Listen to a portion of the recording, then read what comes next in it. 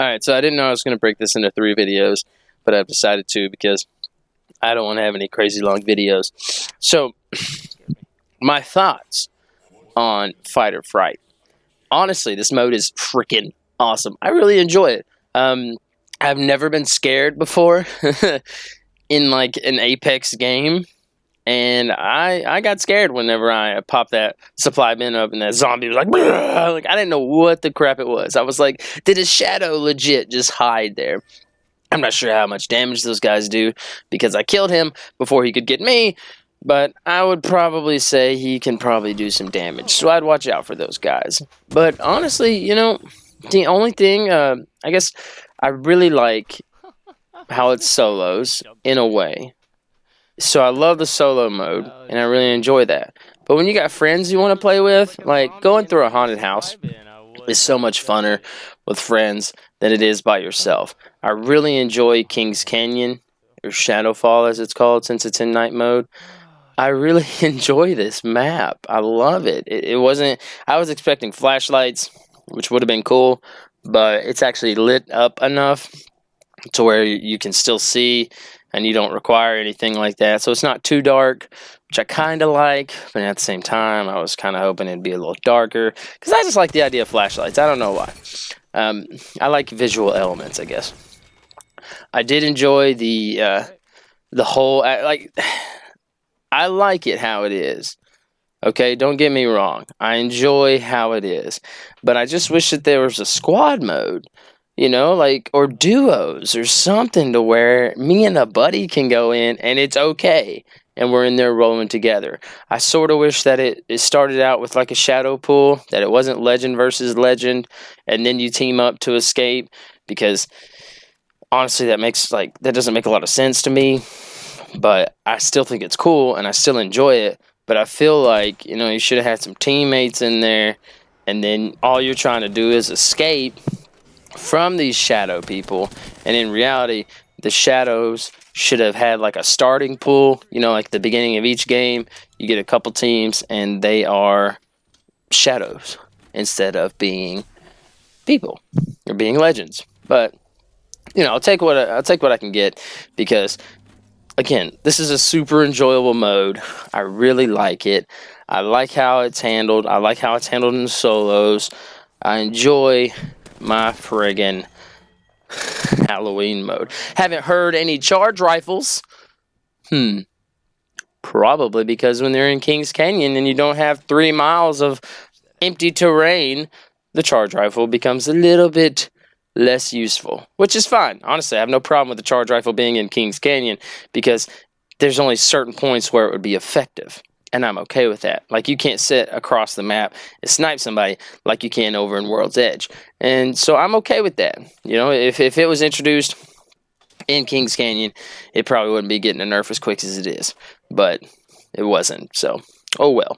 I do enjoy the shadows. I feel like, I don't know. So, as a legend, I feel like they have the perfect amount of health. You know, pop, pop, done. Okay, cool, I'm still a legend. But as a shadow, I feel kind of gypped. You know, like, I feel like I only got 30 health, man. That's really hard. And it's kind of, like, it's not impossible to kill someone. Because, again, you do crazy damage. You do, like, 150 damage.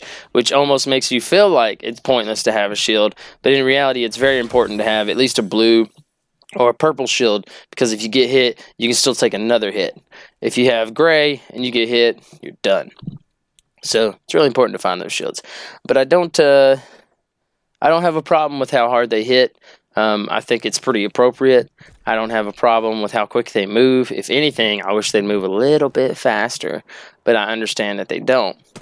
Because then it might be a little bit wild. Because as soon as you get 2 or 3 shadows grouped together, it's a whole lot harder to defend yourself. You know, it's a whole lot harder to defend against a horde than it is. But I like the idea of teaming up at the end. But again, the only thing that I really wish they would change is if you had a, you know, like there was an immediate shadow squad, basically, and then they went out to kill people.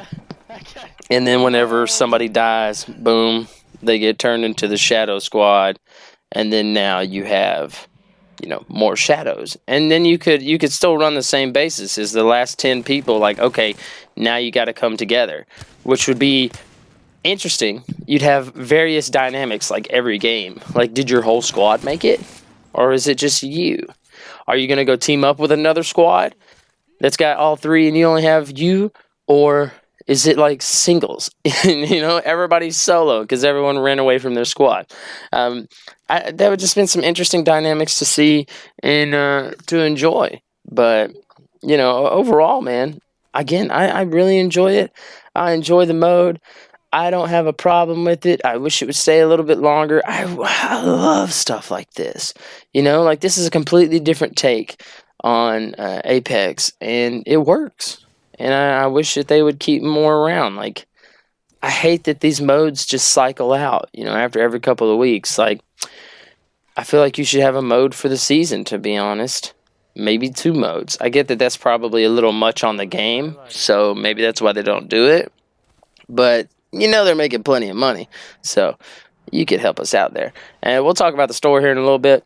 That's going to be in a different video because I'm a little salty at that store, I ain't going to lie. But, again, hey, it is what it is, and we're just going to roll with it. Also, something I totally forgot. So the whole theme, the whole feel, and the whole look of the event is freaking awesome. And the sound design, like, let's skip how Apex's sound is a little jacked up here recently, but the actual design itself, the sound effects, the score, the the musical cues, the audio cues, all of it is super cool. And I don't feel like that gets enough enough notice. I love the I love the atmosphere that it is creating, and it has created an amazing atmosphere so far. So overall, this mode has probably been, this is probably my second favorite mode. Obviously, my favorite so far has been solos, but this is a very close second, and it's basically like a themed solos. So I really enjoy this, and I'm glad that Respawn decided to bring solos back, at least for a little bit, even if it's in a different flavor. Now, the question for me is, moving forward, is what is this mode testing? Because if you take a look at all the previous modes or anything that's been added, all the previous events, it's basically just been a test for actual final fixtures in the game. And what I mean by that is, so solos introduced a completely different loot pool, and obviously we don't get that loot pool now, but it was a little different, and it also just tested out in my opinion, the quick deaths. So when we were in Kings Canyon, I felt like it took more for me to die. But in World's Edge, it's dead. So maybe it's more of it was a weapon balance or a server balance or something. Or it could have just simply been the fact that it was solos.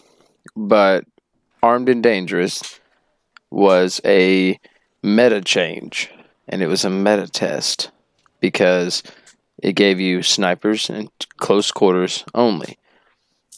And I think what that was a test for World's Edge to see how people would handle that sort of gameplay in Apex, what the community feedback would be before completely committing to this type of map. Because if you look at World's Edge, that's literally what it is. It's either a snipe, there's plenty of sniping to go around, plenty of space in between each location, but then in the locations that you do have, and the larger locations, it's all very close quarters and very tight. So while obviously they've dropped the entire loot pool in there versus how Armed and Dangerous was, I think it was a meta test.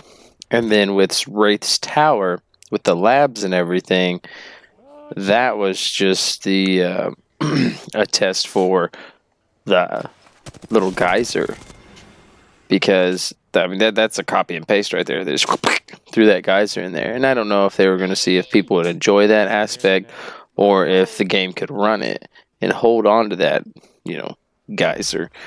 And the flyers. And I feel like the flyers were just a test for the little cargo bots that they have now. Would people relate to that? Would people, receive that? And then we have, so now, if you take that information and you apply it to this event, obviously it's a Halloween event. But what's different? What are we testing? Well, normally you do 30 damage with your melee. This is testing like a crazy melee attack here.